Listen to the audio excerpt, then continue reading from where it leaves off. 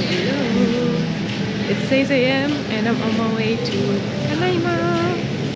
This trip started at 6 a.m. at an almost empty airport in Caracas. The flight was on time and we left Caracas at 8 a.m. and we were on our way to the biggest adventure of my life. I went on this trip with Venezuela Verde, a travel agency that has organized this entire trip for me, from booking the flights and accommodation to organizing all the trips in Canaima. I highly recommend to check out their Instagram to learn more about their trips in Canaima.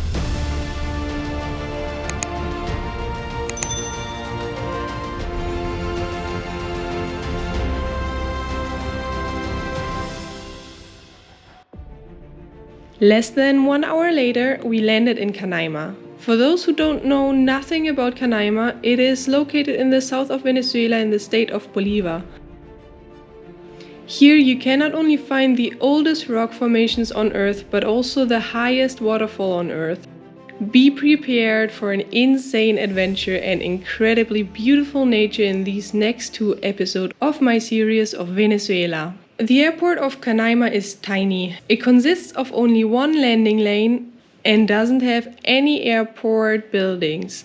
Just a small roof where you can do the check-in and, as in our case, register to enter the National Park of Canaima. The entrance fee, by the way, is $40. At the airport itself, there are lots of handmade souvenirs that you can purchase. We were waiting a bit for our luggage and then went to a truck that brought us to our hotel. Canaima is a small village surrounded by an insanely beautiful nature. Hello from Canaima. I am staying in the camp Wetipoo. This is the only indigenous camp here in Canaima and it is the oldest one and the first one here in Canaima.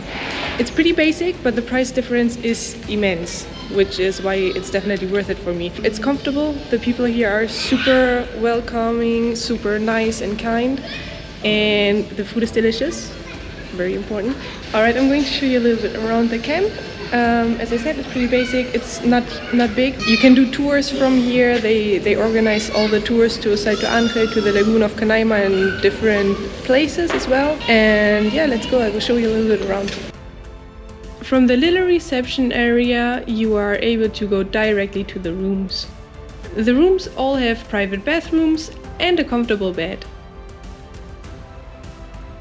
And after passing the corridor with all the rooms, you get to the outdoor area, from where you can see the whole building and the restaurant as well. You can also easily reach the restaurant from the reception area. As mentioned before, the accommodation is pretty small, so you quickly reach everything. There was always fresh water and also cafe for us in the restaurant.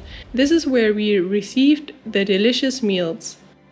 We were just a very small group of only 6 people at that time. That's already the camp. I personally am totally fine with basic accommodations as long as they are clean, and our camp definitely was very clean. But if you absolutely cannot do without any luxury, there are lots of other camps. Some of them come with a lot of luxury and entertainment, such as massages or even a little animal shelter within the camp. But these are obviously also way more expensive. As you can see in this photo, the village of Canaima is not that big. Close to the lagoon, there is the airport where we arrived and waterfalls, but I will talk more about that later. Alright, I'm going to do a little walk through the community of Canaima and show you the Lagoon of Canaima as well. Canaima is quite small. The community has 3,000 people. They mostly live from tourism. Of course, they do have some agriculture here as well, but mostly they do live from the tourism. We decided to explore the village and the lagoon a bit more by taking a walk. Canaima itself is a very calm village with only small buildings. As already mentioned, about 3,000 people live here. They have a big generator that provides the village with electricity, supermarkets and a school. It is a village where still lots of indigenous people live, but since it has become a very touristic place, today there are Venezuelans living there from all parts of the country. Nevertheless, the indigenous culture is still being lived here. They have, for example, their own language, which is called Pemon. One of the guides has told me that this language sounds rather similar to Asian languages, as the people here have their roots in Asia. I thought this was a very interesting fact. Alright, we are now in the Lagoon of Canaima. Actually, it's possible to take a bath here, but it's you have to ask where, because it can be quite dangerous. And you can see the waterfalls here in the background. We will later do a tour through the waterfalls. We will actually walk below them. There's another one that is right now, it's impossible to see it. It's behind the other waterfalls. It's the Salto Sapo, which is currently dry because it's dry season, so there won't be any water, but there will be a viewpoint so that we can see the whole lagoon from up there. And after we go there, we will go to these waterfalls here, and we will be able to walk below the water. As I said, since it's dry season, the water currently is quite low, and behind me you can see a lot of sand, which is usually completely covered by water. I could hardly imagine how crazy this place must be during rainy season. We kept walking a little bit to get a better view of the waterfalls, and soon we found another beach from where we could see all of the waterfalls. Before going on the tour to the waterfalls of Canaima, we had a delicious and very traditional lunch. This dish is called pabellon, and it comes with black beans, rice, meat and plantain.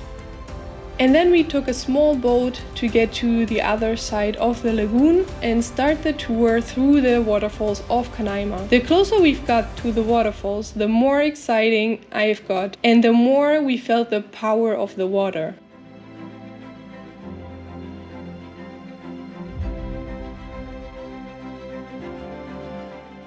And then we got dropped off on the other side of the lagoon.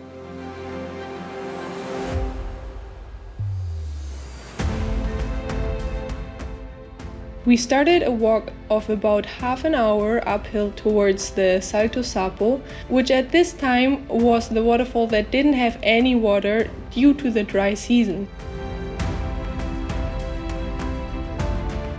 From up there, we've got an impressive overview of the crazily beautiful and unique nature of Canaima. We were walking on a path that is usually full of water, but thanks to the dry season, we could walk towards the cliff of the waterfall, and we've got an impressive view of some of the oldest rock formations on Earth.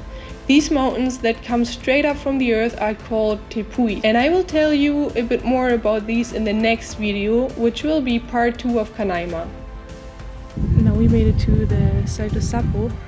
Obviously it's completely dry. As I mentioned before, it's currently dry season, so the water here is completely gone. Usually it's also full of water, but fortunately not now anymore. But because of that, we can get up here and have this amazing view. You can see these rock formations here in the background. Those are some of the oldest rock formations that you can find here on planet Earth, and you can only find them here in Canaima in Venezuela. There was still a bit of water left at one part of the Saito Sapo, which was super nice since the climate was hot and humid. So here we took a break and refreshed us a bit.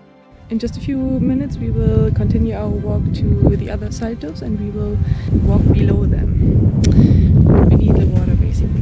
One important note, you need socks to do that, because the rocks are quite slippery, so socks are actually better than shoes to prevent you to slip on the rocks.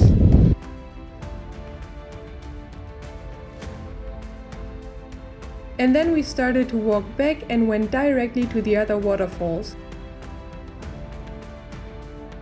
We arrived at the Saito El Hacha.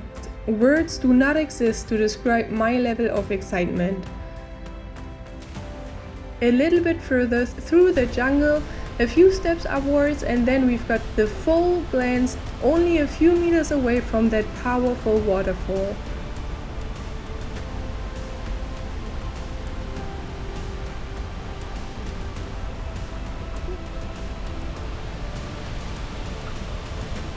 With the heat of Canaima, it felt amazing to feel the wind and some water drops off the waterfall. But the real adventure was just about to start.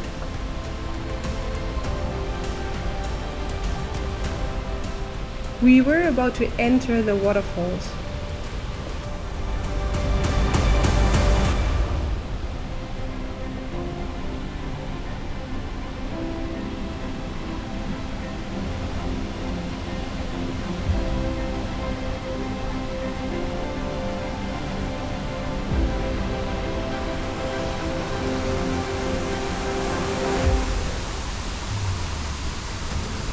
And I'll say it again, it was dry season. Usually there is so much water in the falls that the curtain is completely closed. For me this was already insane and I was full of excitement and adrenaline. I cannot imagine the power of this place during the rainy season. This feeling was intense and is impossible to describe. I wanted to come to Canaima to see the highest waterfall on earth, the Salto Ángel, but already on the first day I felt like this trip was so much more than I had ever imagined. Canaima is so much more than just the Salto Ángel. It is a unique place with nature that you won't find anywhere else on earth. And the adventure went on and on. We kept walking up again to the top of the waterfalls. And we were rewarded with this amazing view over the Lagoon of Canaima.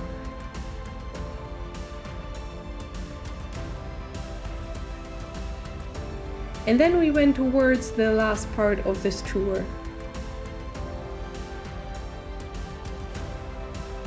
These are the smaller and less powerful but also insanely beautiful waterfalls. We spent some time there. Some people used this time to get a nice bath in the river below or even did some cliff jumping.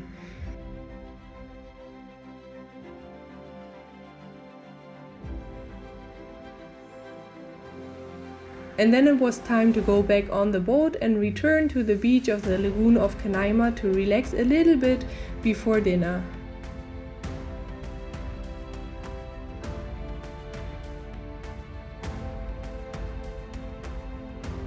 It's only 9, but I will go to bed soon because tomorrow we gotta get up super early at around 4 a.m. so I gotta get some sleep.